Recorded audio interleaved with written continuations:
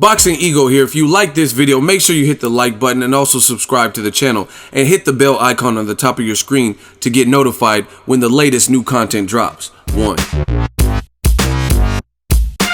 What up, Fight World? It's your boy Ego and I'm back with some more boxing. March 4th, David Haye versus Tony Bellew, heavyweight, O2 Arena, UK. UK is lit and it's going on. Make sure you guys check the linked article in the description box from the IB Times UK. It's a UK publication that spoke exclusively with David Haye, and he had some interesting things. I wanted to pull some quotes, just give some quick thoughts on this March 4th fight. March 4th is a good day for boxing.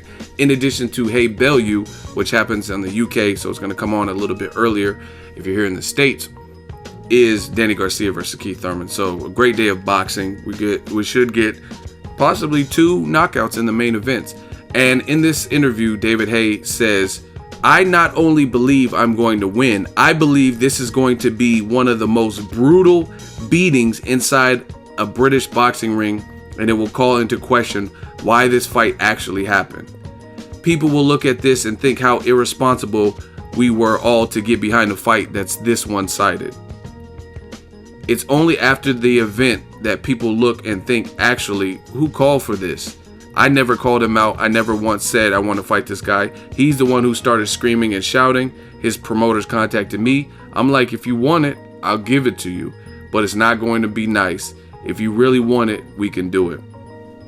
Now, David Haye, he just signed and announced a 50-50 partnership with Richard Schaefer, former Golden Boy CEO. And they have this thing called Haymaker Ringstar. Check out BOXINGEGO.com.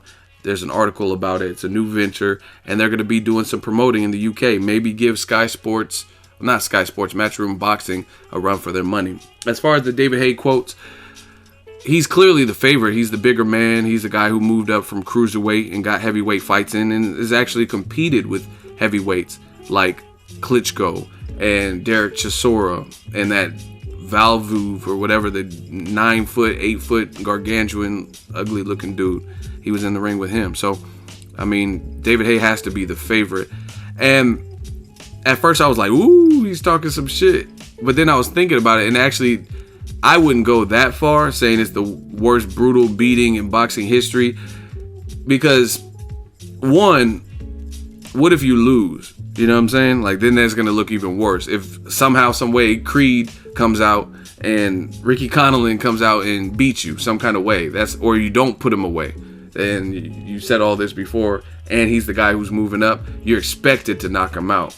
You know what I mean? Just like Kell Brook was expected to get knocked out, which he did versus Golovkin, and just like Amir Khan, another Brit, was expected to get knocked out, moving up to Canelo weight, right? So Tony Bellew is expected to be the underdog and expected to lose to the actual heavyweight. So one, if you can't make good with your promises, then it doesn't look too good.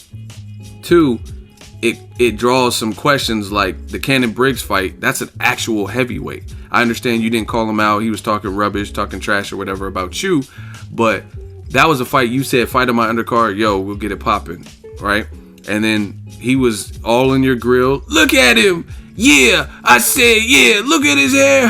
Like laughing and touching your hair, and you choose to fight the cruiserweight. So saying all this, people are going to call into question why this fight was sanctioned and stuff like that.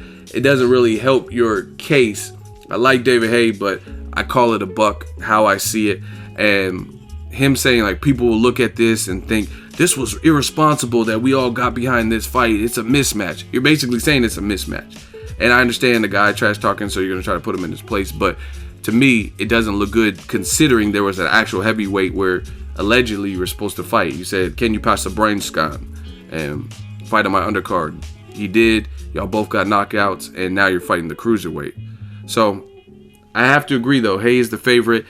I give credit to Tony Bellew because he clearly has stones. He's a guy who's been stopped at light heavyweight by Adonis Stevenson, moved up to cruiserweight, got a title there, and these fights can be damaging if you move up in weight and end up getting slept by a bigger guy.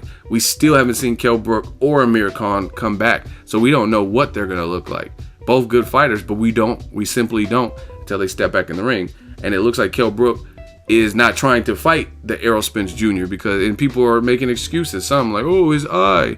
but no one told him to go up out of his comfort zone, out of his weight class, 2 classes to fight the most dangerous middleweight. You know what I'm saying? So it didn't really make sense from jump. Same thing with Amir Khan. So these fights can be bad. I mean, I hope Tony Bellew is really knowing what he's getting into, because the heavyweight division, out of all division, is one of the divisions that one punch, it's a wrap. That could change everything. And we know David Haye is not playing. He's athletic. He has good speed.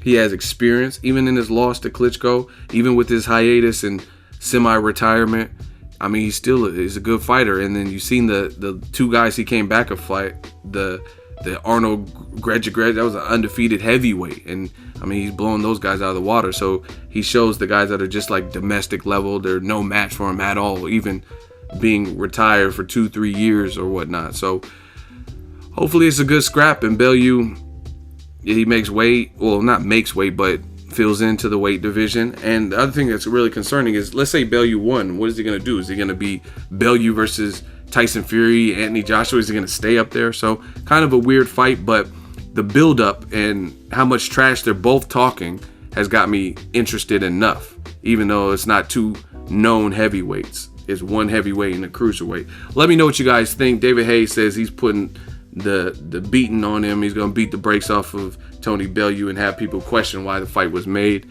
But I mean, the other side of it, on the David Haye, the devil's advocate flip side, is, I mean, Tony Bellew's calling him out ringside, and it sounds like Bellew's promoter, people contacted him. So, I mean, like Jay-Z said, don't bark up that tree will fall on you. So, I mean, David Haye actually has a point too. The reason I'm saying it is because the Cannon Briggs, you elected not to fight a dangerous punching heavyweight who's touching your hair to fight the cruiserweight. So that's the thing that makes it shaky. But in regards to David Haye's side, I mean, obviously Tony Bellew was searching for this fight. So, I mean, don't start nothing, won't be nothing. Let me know what you guys think. Drop in the comment section. Make sure you share the video, like the video as always. Hate, comment, and subscribe. Till next video is Ego signing off. So if you enjoyed this video and want more content like this on the channel, you can show your appreciation by going to the PayPal donate button or the YouTube support button.